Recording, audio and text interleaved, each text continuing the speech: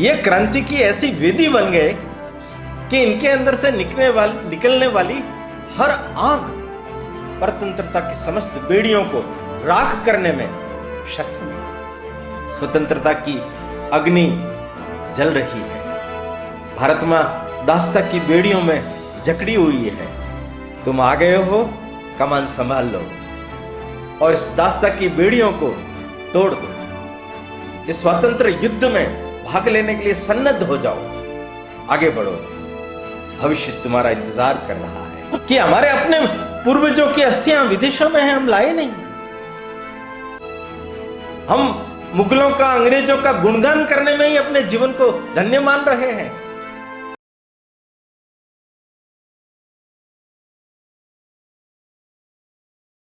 भारतीय स्वतंत्रता के 75वें वर्ष पर प्रारंभ हुए अमृत महोत्सव पर समुत्कर्ष समिति द्वारा आयोजित व्याख्यान श्रृंखला यह गाथा है बलिदानों की में हमें आज माननीय ओम प्रकाश जी भाई साहब का मार्गदर्शन प्राप्त होने वाला है।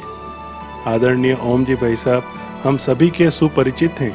पूर्व में समुत्कर्ष समिति द्वारा आहूत विभिन्न व्याख्यान मालाओं में और अन्य अवसरों पर हम सभी को आपका संस्कृति परक जीवन मूल्य संवर्धक पाथेय प्राप्त होता रहा है। मैं आज के इस पुनीत अवसर पर मान्यवर भाई साहब से निवेदन करूंगा कि हमें प्रबोधन प्रदान करें। मान्यवर ओम जी भाई साहब। हिंदू भूमे सुरक्षार्थ केशवेन विनिर्मितम् यं संघपोषितं येन गुरुं तं प्रणमाम्यहम्।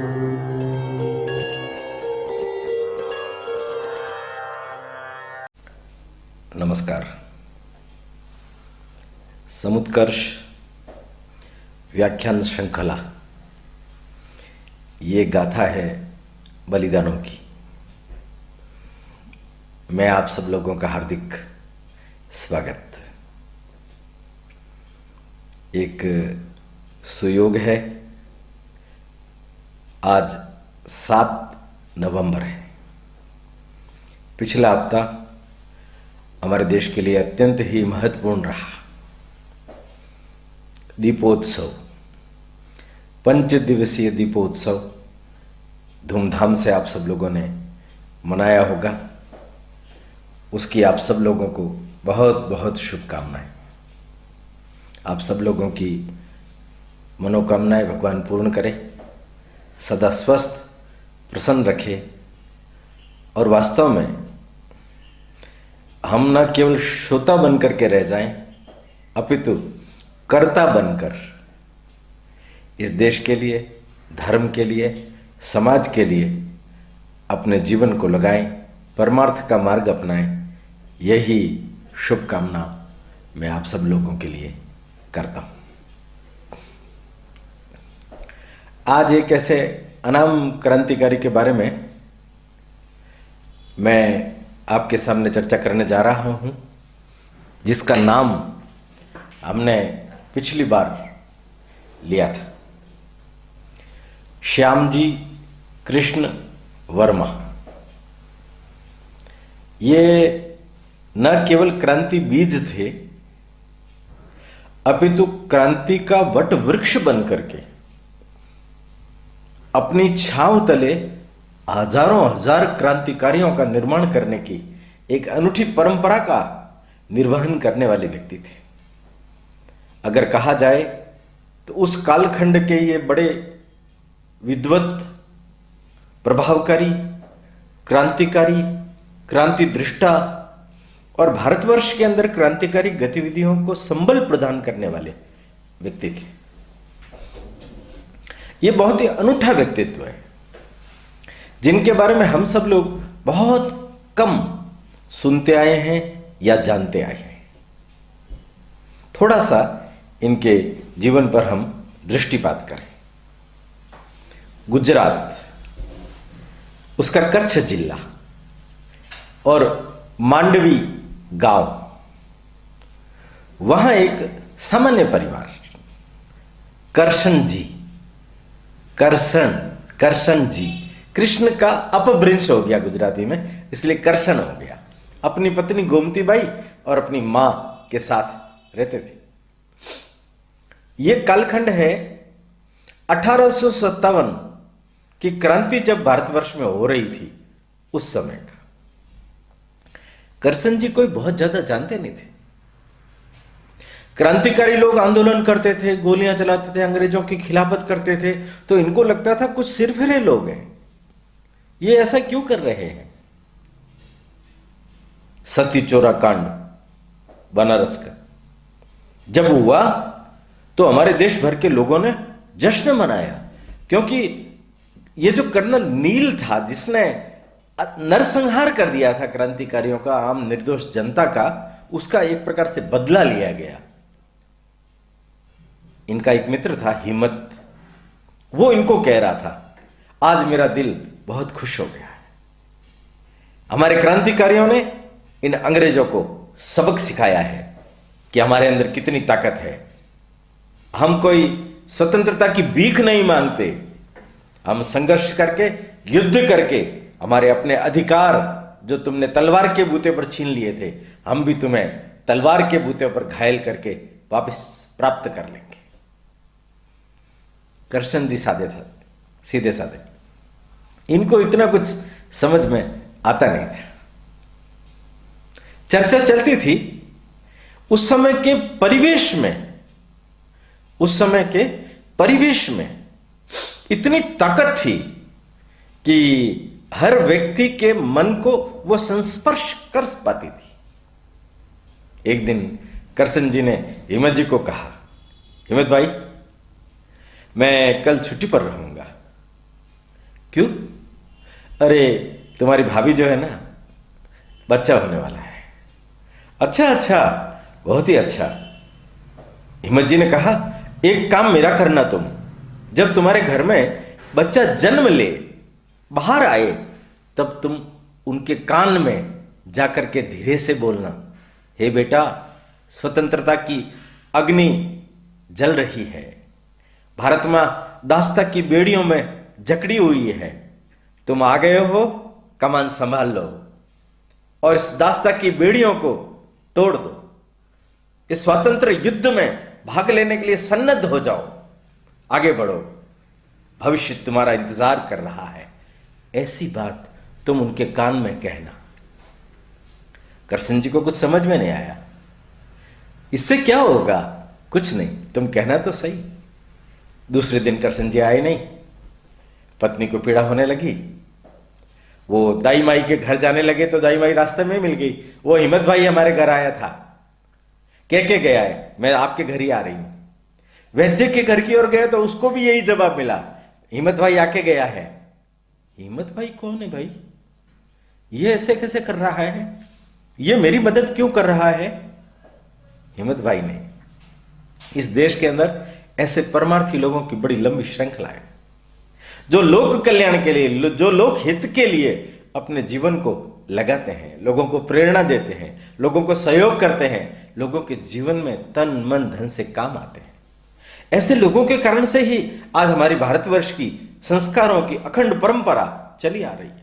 धर्म के लिए जियो, देश के लिए जियो, यह अखंड परंपरा है, यह अखंड संकीर्तन है, यह भगवान के नाम का संकीर्तन है, यह देश के नाम का संकीर्तन है, जो आगे आकर के देश को आजाद कराता है। दाई मां ने बधाई दी, करसन जी बधाई हो, लड़का हुआ है। करसन जी स्वयं कृष्ण भक्त थे, द्वारिकाधीश के, साक्षात कृष्ण भगवान का जन्म हुआ है 4 अक्टूबर, और वही कालखंड 1857। मुझे तो लगता है कि इस 1857 के इस क्रांति संग्राम में ना मालूम कितनी हस्तियां देश का कार्य करते करते काल कलवित हो गई। जो क्रांतिकारी अपने सपने पूरे नहीं कर सके, वे इस प्रकार से अतृप्त भाव लिए हुए फिर से भारत माता की गोद में जन्म ले रहे हैं। निश्चित मान के चलना, यह अखंड परंपरा है। आत्मा मरती नहीं है ना हमारे भारतवर्ष में, शरीर मरता है, आत्मा अजर अमर है। वो अपने लिए लक्षित कार्य को पूरा करने के लिए पीढ़ी दर पीढ़ी जन्म लेती रहती है और काम करती रहती है। शायद कृष्ण जी के घर में ये जो आत्मा ने जन्म लिया है, और कृष्ण जी ने भी उसका नाम श्याम रख दिया। श्याम जी कृष्ण वर्मा, कृष्ण बाद में हो गया, श्याम जी कृष्ण वर्मा बेटा हो गया। दादी की गोद में फलने फूलने लगा। 1857 की क्रांति के यशोगान से उसका मस्तिष्क पोषित हुआ, दुर्योग बना। पता नहीं क्यों मैं अनेक महापुरुषों के जीवन में जब कभी भी झांकता हूं तो ये एक चीज अनिवार्य रूप से मुझे मिलती है, माता पिता का प्यार बच्चे को नहीं मिलता। असमय ही उसके सिर पर से उन दोनों का साया उठ जाता है। कृष्ण जी के साथ में, श्याम जी कृष्ण वर्मा के साथ में भी ऐसा ही हुआ। कृष्ण जी और उनकी पत्नी गोमती बाई उनको 10 वर्ष की आयु में अनाथ करके छोड़ गई। वैसे अनाथ करके नहीं गई, श्याम तो स्वयं रखवाला होता है ना, वो अनाथ कैसे हो सकता है। दादी ने प्रयास किया। मुंबई में उनके कुछ रिश्तेदार रहते थे, उनसे उसने संपर्क किया। वहां से बुलावा आया तो ये वहां चली गई रिश्तेदारों के पास। रिश्तेदारों ने वहां कुछ अच्छे सेठ लोग थे, उनसे परिचय किया। एक सेठ थे मथुरा दास, उनसे इनका संपर्क आया।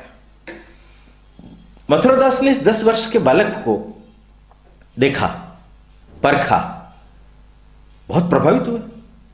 ये 10 वर्ष का बालक इतनी अच्छी अनुपम धारा को लिए हुए जी रहा है, बहुत ज्ञानी है, बहुत विद्वान है, इसको बहुत प्रकार का जानकारियां, ज्ञान है। उन्होंने खुशी खुशी से उसको कहा, बेटा क्या तुम्हारी उच्च शिक्षा प्राप्त करने की इच्छा है? उनका मेरे माता पिता की बहुत इच्छा थी कि मैं उच्च शिक्षा प्राप्त करूं, और मेरी भी बहुत इच्छा है, पर शायद भगवान की क्या इच्छा है यह मैं नहीं जानता। मथुरादास जी ने कहा, आज से मैं तुम्हारा अभिभावक, संरक्षक, तुम पढ़ो, खूब आगे बढ़ो।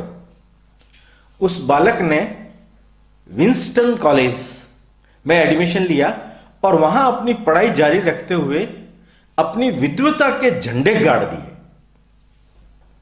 अब आश्चर्य करेंगे, केवल 18 वर्ष की अवस्था में यह बालक संस्कृत, अंग्रेजी इत्यादि भाषाओं का न केवल जानकार बना, बल्कि वेद, अन्य विज्ञान, अन्य शास्त्र, वैदिक शास्त्र, सब में इसने महारत हासिल कर ली। ये बहुत ही अद्भुत निकला। कहते हैं उस कालखंड के अंदर एक विलियम नाम का व्यक्ति जो ऑक्सफोर्ड विश्वविद्यालय में संस्कृत में प्रोफेसर थे, वो भारत आए। वो संस्कृत और अंग्रेजी शब्दकोश का निर्माण करना चाह रहे थे, तो उन्होंने भारत में अपने मित्रों को पूछा, तो उन्होंने भी उस समय श्यामजी कृष्ण वर्मा का नाम लिया। वो जब उनसे मिले तो 18 साल का सामने युवक था, बातचीत की दंग रह गया।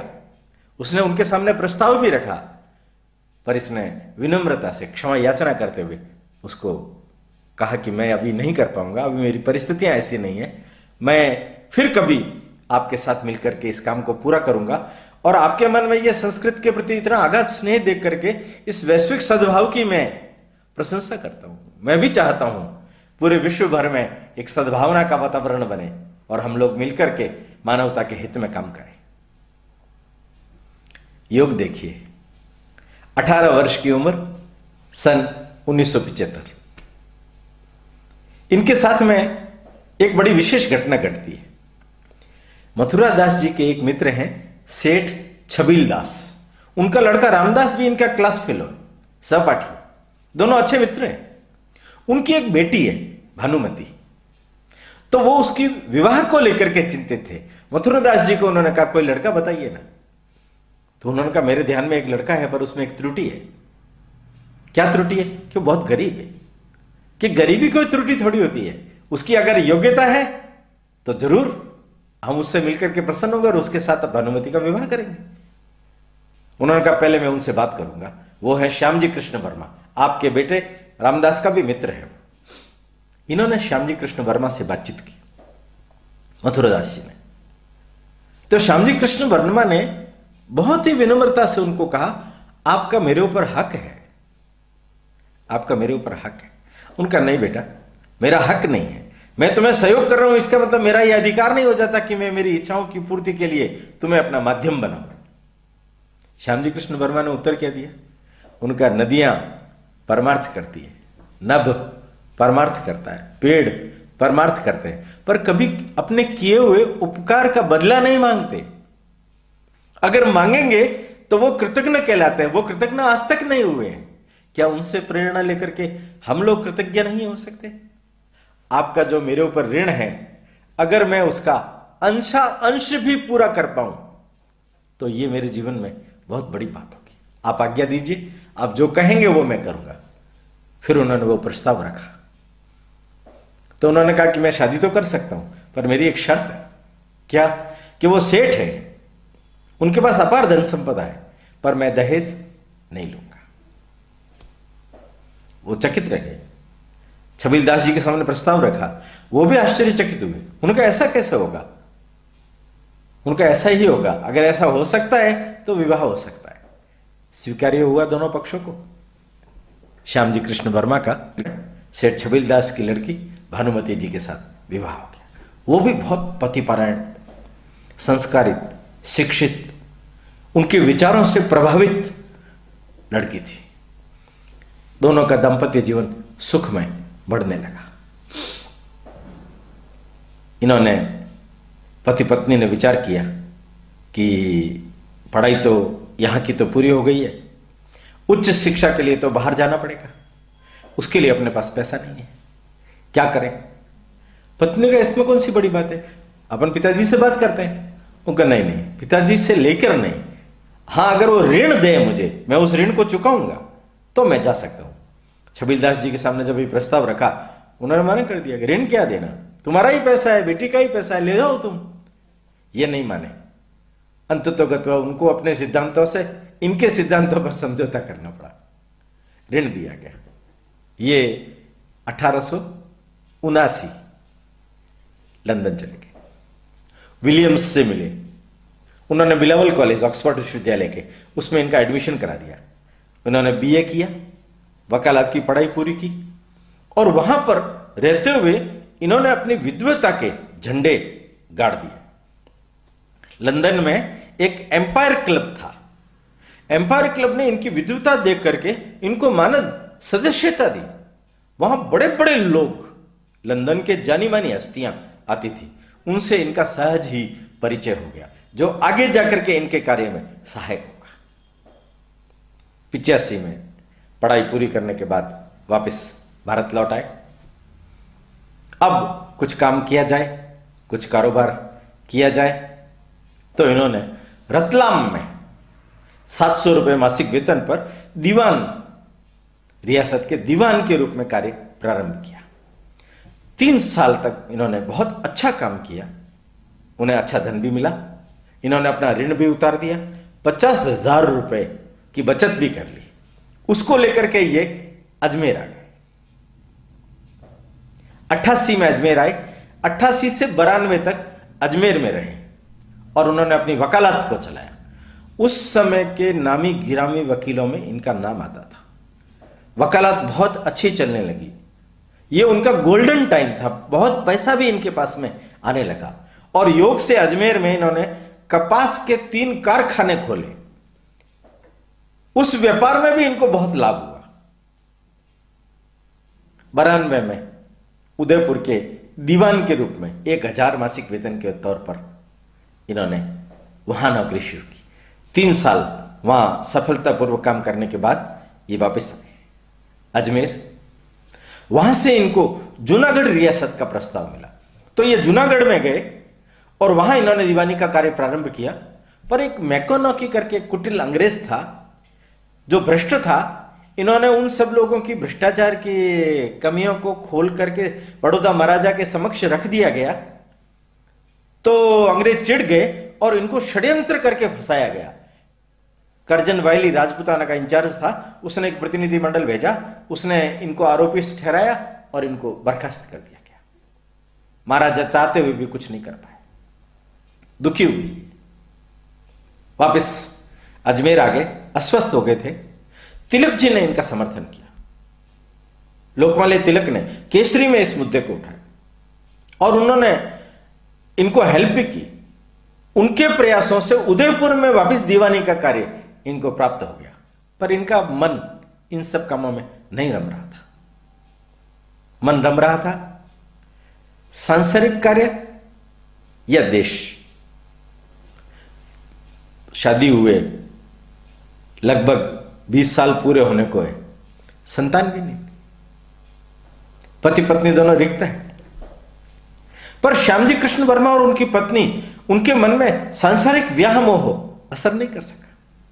पत्नी ने भी प्रेरणा दी, केवल जीवन भर आप अगर यही धनार्जन करके अपने जीवन का व्यापन करते रहेंगे, उससे क्या होने वाला है।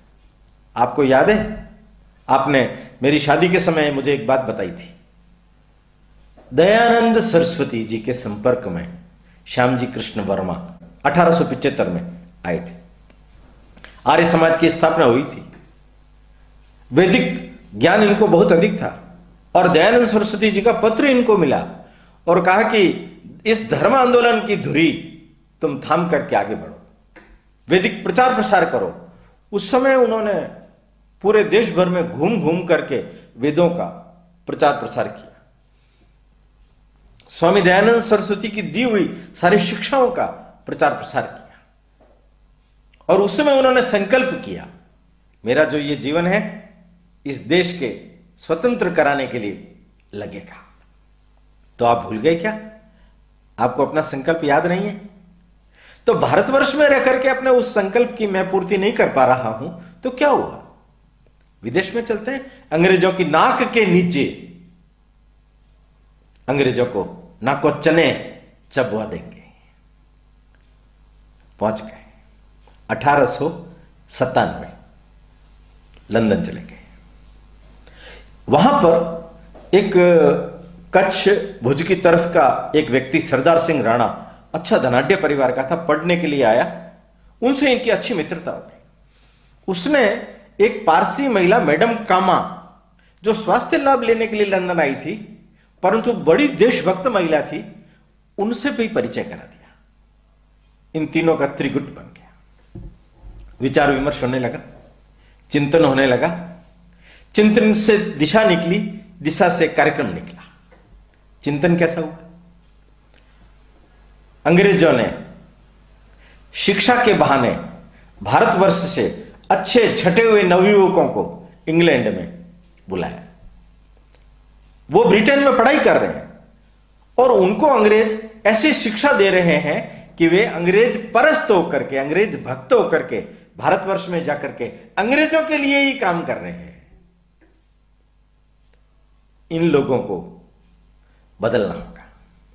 इन लोगों को अपने पुरातन मूल मातृभूमि की संस्कारों की शिक्षा दीक्षा देनी होगी।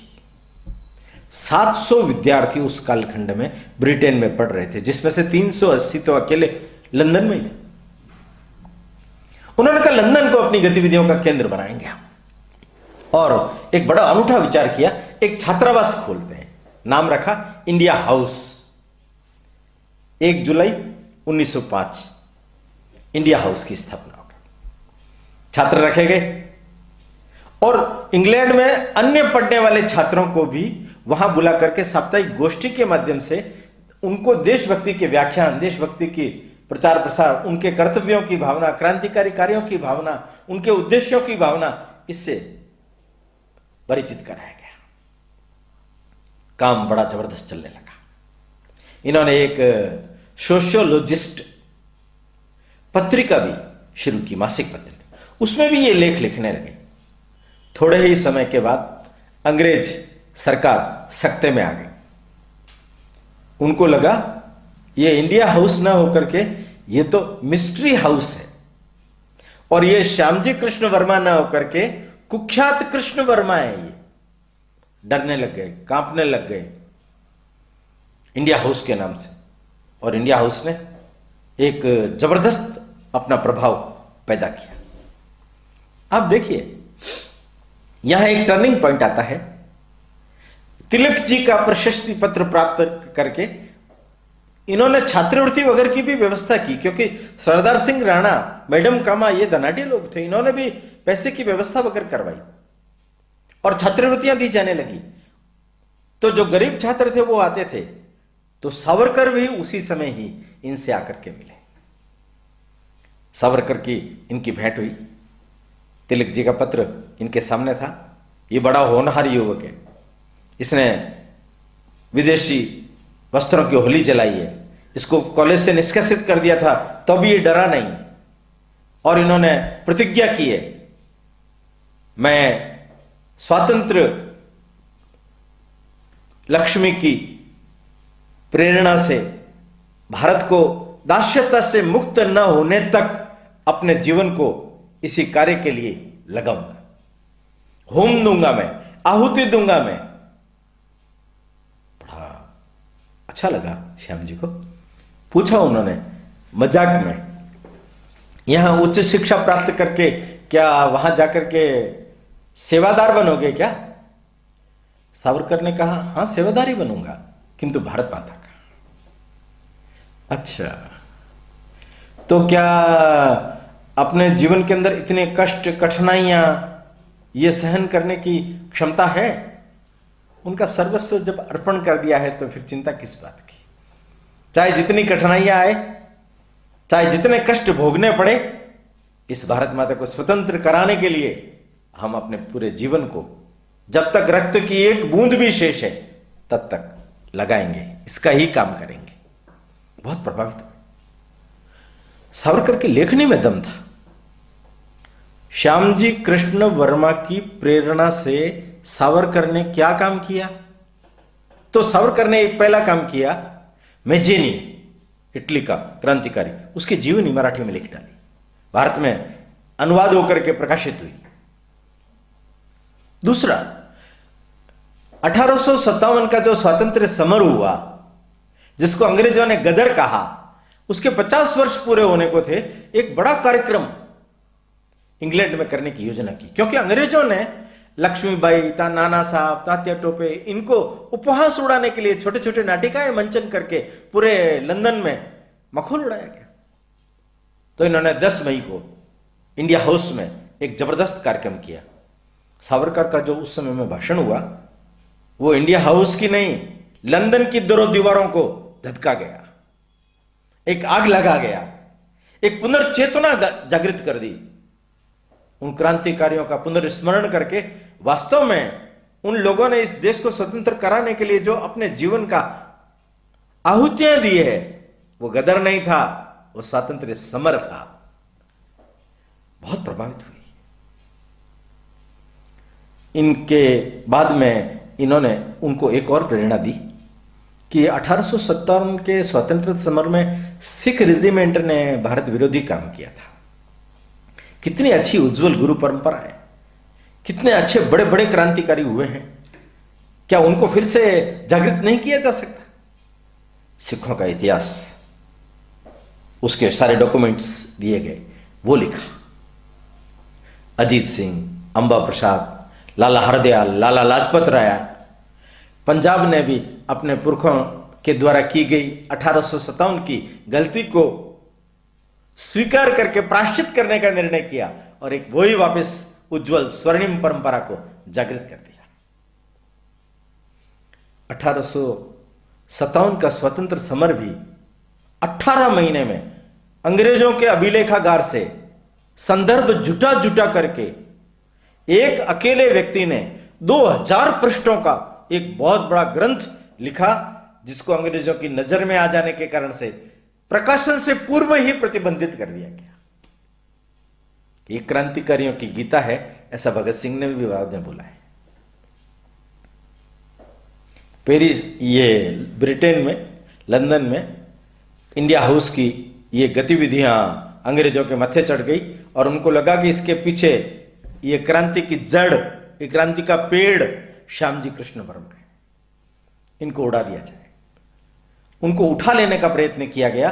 सरदार सिंह राणा और मैडम कामा ने त्वरित गति से अपने सोर्स से इन सब चीजों का पता करने के बाद श्याम जी को सुझाव दिया, अब यहां रहना हितकारी नहीं है, हमें पेरिस चलना चाहिए।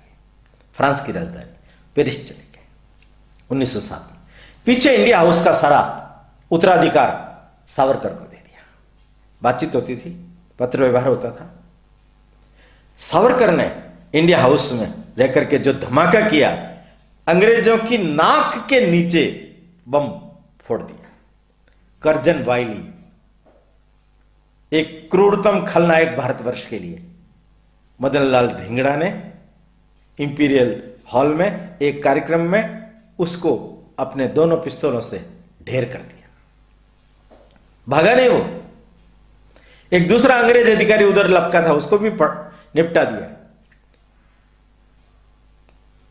अदालत में मुकदमा चला तो इसने अपना पक्ष रखा कि मैंने ये शहादत जानबूझ करके दी है। 1857 के क्रांतिकारियों ने जो शहादत दी थी उसकी प्रेरणा मुझे प्राप्त हुई है, मैंने उसी से ही काम किया, मुझे किसी और व्यक्ति ने नहीं लगाया है। वो शूटिंग इंस्टीट्यूट में जाकर के रोज पिस्तौल चलाने का अभ्यास भी करते थे। अच्छे धनाढ़ परिवार के थे, उनका पूरा परिवार अंग्रेज परस्त था, वायली के परिचित भी थे। और उन्होंने आगे जो बात बोली वो ये बोली, हे भारत माता, मैं पुनर्जन्म में विश्वास रखता हूं। मैं चाहता हूं फांसी के बाद मुझे फिर से तुम्हारी गोद में जन्म लेने का मौका मिले और मैं इसी प्रकार अंग्रेजों को भूनता हुआ तुम्हें आजाद कराने के लिए लगा रहूं। श्याम जी कृष्ण वर्मा ने वहीं से कहा कि अदालत में दिया गया इनका वक्तव्य ये देश के लिए प्रेरणादायक है। मदन लाल धिंगड़ा ने जो काम किया है वो अद्भुत साहस का काम है। अंग्रेजों को यह सबक सीखने को मिलेगा कि भारत के क्रांतिकारी कैसे अद्भुत है। वो तुम कहीं पर भी छुप जाओ, अपने घर में भी छुप जाओ, वहां भी आकर के तुम्हें भून देंगे। वो गोरों का मुंह काला करो, इस अभियान में हम जुटे हैं और अंग्रेजों को भारत से खदेड़ करके रहेंगे। दुर्योग बना सावरकर का। अंग्रेज उनको सूत्रधार मान करके गिरफ्तार करने वाली थी, उनको भी पेरिस बुला लिया तो निर्दोष लोगों को सताया जाने लगा। सावरकर ने कहा कि मेरे कारण से निर्दोष लोगों को सताया जा रहा है, यह अच्छा नहीं है, मैं अपनी गिरफ्तारी दूंगा। पेरिस से लंदन आ गए, विक्टोरिया स्टेशन पर ही गिरफ्तार कर लिया गया, ब्रिक्सटन जेल में डाल दिया गया। वहां ब्रिक्सटन जेल से ले जाते समय स्कॉटलैंड यार्ड के जो गार्ड रहते थे उनके ऊपर भी हमला करके इनको छुड़ाने का प्रयत्न किया गया, पर नहीं हुआ। हेग में मामला दे दिया गया तो हेग में इन्होंने अपना वकील लगाया वॉन, समय पर उसको पैसा नहीं मिला, इसलिए वो काम पूरा नहीं हुआ। भारतवर्ष के अंदर ही इनके ऊपर निर्णय होगा, इसलिए इनको जहाज से रवाना कर दिया था, मोरिया जहाज से इनको रवाना किया गया। तो योजना बनाई, मार्सेसल्स बंदरगाह है जो फ्रांस का है, बीच में आता है, वहां सावरकर को सूचना दी गई तुम्हें कूद जाना है। सावरकर ने अपना काम कर दिया, टॉयलेट से वो कूद गया, किनारे पर भी पहुंच गया, पर उधर मैडम कामा, सरदार सिंह राणा, अन्य लोग उनको लेने के लिए आ रहे थे गाड़ी में, पर बीच में एक क्रॉसिंग था, वहां गाड़ी उनकी 2 घंटे फंसे रह गई, इसलिए ये लेट हो गए और उधर इंग्लैंड की सरकार वापस, अंग्रेज सिपाही पीछे आकर के वापस इसको पकड़ करके लेके चले गए। श्याम जी कृष्ण वर्मा को बहुत मलाल हुआ, बहुत दुख हुआ। उन्होंने उसके बाद में भी उनको छुड़ाने के अनेक प्रयत्न किए, पर नहीं। कैसी विडंबना है, एक ही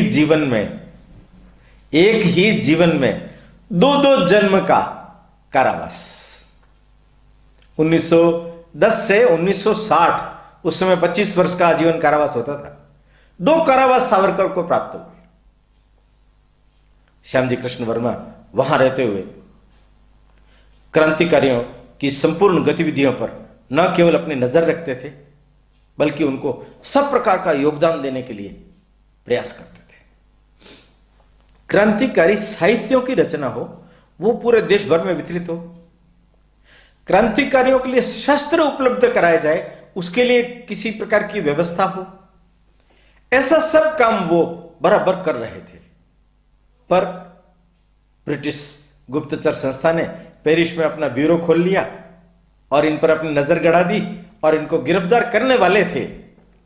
फिर मैडम कामा ने एक योजना बना करके इनके घर में एक दंपति को भेजा और पीछे से दंपति उनके घर में बैठे रहे। पुलिस ने घेरा डाल दिया था, इनको जिनेवा के लिए रवाना कर दिया। 2 दिन बाद, 4 दिन बाद उनको पता चला पंछी उड़ गया, पकड़ से बाहर है, अब हम क्या करें। जिनेवा में इनका अंतिम समय बीता। वहां रहते हुए इनके क्रांतिकारी लेखों ने क्रांतिकारियों को संजीवनी का काम किया, उत्प्रेरणा का काम किया। उनकी गतिविधियों में धन बल को भी बहुत महत्वपूर्ण आधार मिलता है, इसलिए उसकी भी व्यवस्था श्यामजी कृष्ण वर्मा, मैडम कामा, सरदार सिंह राणा, इन त्रिगुट ने किया। इस पूरे कालखंड में एक तपस्विनी की भांति इनकी पत्नी भानुमति ने कंधे से कंधा लगा करके योगदान दिया। 1897 में वो अपनी भारत भूमि को स्वतंत्र कराने का संकल्प लेकर के भारत से विदा हुए थे। अभी मातृभूमि की ओर जाने का कोई और छोर दिखाई नहीं दे रहा। निर्वासन, वनवास वही भोग रहे हैं। किंतु बाहर रह करके जो उन्होंने क्रांति के इस महान यज्ञ को भभकाया है, माने ये क्रांति की ऐसी वेदी बन गए कि इनके अंदर से निकलने वाली हर आग परतंत्रता की समस्त बेड़ियों को राख करने में सक्षम है। काल का तो अंत होता ही है, जीवन समाप्त होने की अवस्था में आ गया। भारतवर्ष के अंदर भी क्रांतिकारी गतिविधियां रामप्रसाद बिस्मिल, चंद्रशेखर आजाद, भगत सिंह इत्यादि के माध्यम से आगे बढ़ने लगी। लाला लाजपत राय का बलिदान हो गया, भगत सिंह वगैरह को फांसी मिल गई, चंद्रशेखर को स्वयं ने गोली मार करके इलाहाबाद में अपना स्वयं का बलिदान दे दिया। इन सब बातों को सुनते सुनते आह्लादित भी होते, खुश भी होते, पर शरीर टूट गया।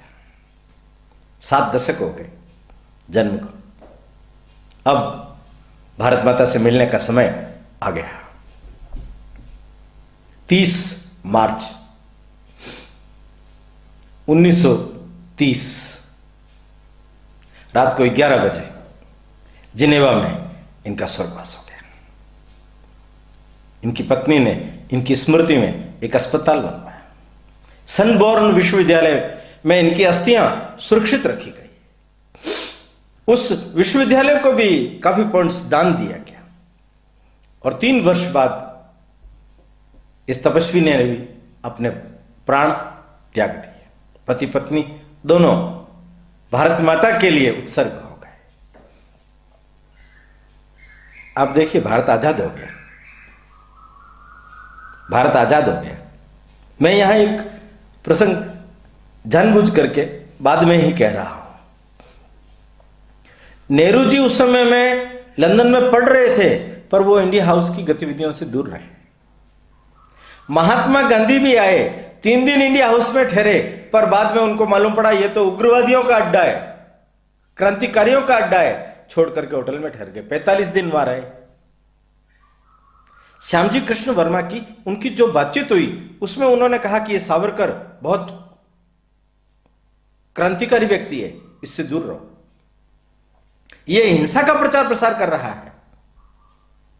श्यामजी कृष्ण वर्मा ने हंस करके कहा, गांधी जी आप गलत सोच रहे हो, आपकी दिशा गलत है, आपका विचार गलत है। यह हिंसा नहीं है, यह हिंसा नहीं है। अंग्रेजों ने हमारे अधिकार छीन लिया, हमारे देश पर कब्जा कर लिया, तलवार के बूते पर किया। वेवेल ने बोला ना, तो क्या अपने अधिकारों की प्राप्ति करना यह अपराध? उसके लिए उग्र मार्ग अपनाना यह अपराध है? जिसको जो भाषा समझ में आती है उसको उसी भाषा में अगर मैं उत्तर दिया तो क्या यह अपराध है? अनुनय विनय से कुछ नहीं होने वाला। इसलिए सावरकर का जो मार्ग है वो ठीक है, गांधी जी को लगा श्यामजी कृष्ण वर्मा भी मेरे मार्ग पर नहीं है। फिर भी उन्होंने उनको हिदायत दी, मेरी बात पर चिंतन करना, विचार करना, अहिंसा के मार्ग से भारत को जीतना है, अहिंसा से भारत को मुक्त कराना है। गांधी जी को उन्होंने मीठा उत्तर दे दिया और कहा, ये जो शिक्षा का केंद्र बना करके इंडिया हाउस में मैं जो क्रांति बीज बो रहा हूं, ये रक्त बीज के समान अनेक क्रांतिकारियों को जन्म देते हुए भारत माता को मुक्त कराएंगे। उनका सपना, उनका कहना, उनका मार्ग सच निकला। और वास्तव में ये न मालूम कितने क्रांतिकारी जो अनाम उत्सर्ग हो गए, उन लोगों के कारण से अंग्रेजों के मन में भय पैदा हो गया। अंग्रेज डरने लगे। अंग्रेज भारत में जाकर के अपनी सेवाएं देने के लिए तैयार नहीं हुए। अंग्रेजों को मजबूरन भारत छोड़ना पड़ा। वैश्विक परिस्थिति और क्रांतिकारियों का भय न होता तो अंग्रेज भारत को खाली नहीं करते, उसको अपना हिस्सा बना करके ही रखते। देश आजाद हो गया। कैसे सोचा जाना चाहिए, एक थोड़ा सा मत है, आप विमत हो सकते हैं। क्या दास्ता के चिन्ह मिटाए नहीं जाने चाहिए? क्या हमारा गौरवशाली अतीत लोगों के सामने नहीं लाना चाहिए? क्या पूर्वजों की ऐसी पुण्याई भावी पीढ़ी को संस्कारित करने के लिए उपयोग में नहीं लानी चाहिए? नहीं लाई गई। दुर्दैव रहा देश का। न तो दास्ता के चिन्ह मिटाए गए और न ही गौरवशाली इतिहास को भावी पीढ़ी से परिचित कराया गया। जो इतिहास लिखा गया, आप जानते हैं, मैं जिन लोगों के नाम ले रहा हूं उनके बारे में कहीं कोई सामग्री ही नहीं मिलती, कोई सामग्री नहीं मिलती। इसलिए ये रचना रचनी पड़ी। ये गाथा है बलिदान की, ये उन्हीं अनाम उत्सर्ग करने वाले लोगों की गाथा अपनी भावी पीढ़ी को, अपने इस देश के उज्जवल भविष्य के लिए फिर से सुनाई जा रही है। एक बड़ा ही आपको भी आह्लादकारी प्रसंग लगेगा। देश की आजादी के 55 वर्ष बाद गुजरात में मुख्यमंत्री थे नरेंद्र भाई मोदी, जो अभी अपने देश के प्रधानमंत्री हैं। उन्होंने जिनेवा सरकार से बातचीत करके श्यामजी कृष्ण वर्मा की अस्थियां भारत लाए। उनका गांव मांडवी, उसमें क्रांति तीर्थ एक स्थान निर्मित करके इंडिया हाउस की प्रतिकृति बनाते हुए क्रांतिकारियों के बारे में चरित्र चित्रण किया गया। ये बड़ा महान और नेक कार्य है जो मोदी जी ने उस समय में किया। ये दृष्टि होती है ना देश में कि हमारे अपने पूर्वजों की अस्थियां विदेशों में हैं, हम लाए नहीं। हम मुगलों का, अंग्रेजों का गुणगान करने में ही अपने जीवन को धन्य मान रहे हैं। जब दृष्टि परिवर्तन नहीं होती तब तक काले अंग्रेज पैदा होते हैं, और जब दृष्टि पैदा हो जाती है तो नरेंद्र भाई मोदी सरीखे सपूत पैदा होते हैं। ये दृष्टि का है। इसलिए ये श्यामजी कृष्ण वर्मा ने जो शैक्षिक क्रांति इंडिया हाउस में की है, वो क्रांति दृष्टा थे, एक विशाल वट वृक्ष थे, जिनकी प्रेरणा से न मालूम कितने ही तीर्थ विकसित हो गए। आज ऐसे ही इस श्रेष्ठ और भारत माता के सतपुत्र और सत दंपति को मैं भी अपनी श्रद्धांजलि अर्पित करता हूं, और आप सब लोग भी अपने अपने स्थान पर ऐसे दिव्य विभूति को नमन करें, उनके किए हुए कार्यों का श्रवण करें और उसके आधार पर अपने जीवन में संकल्प करें। तो मैं समझता हूं इस क्रांतिकारी के प्रति हम सच्चा न्याय कर पाएंगे। अगली बार फिर मिलेंगे, तब तक के लिए विदा, नमस्कार। आप सभी का समुत्कर्ष समिति के प्रति यही स्नेह और आत्मीय भाव बना रहे। धन्यवाद।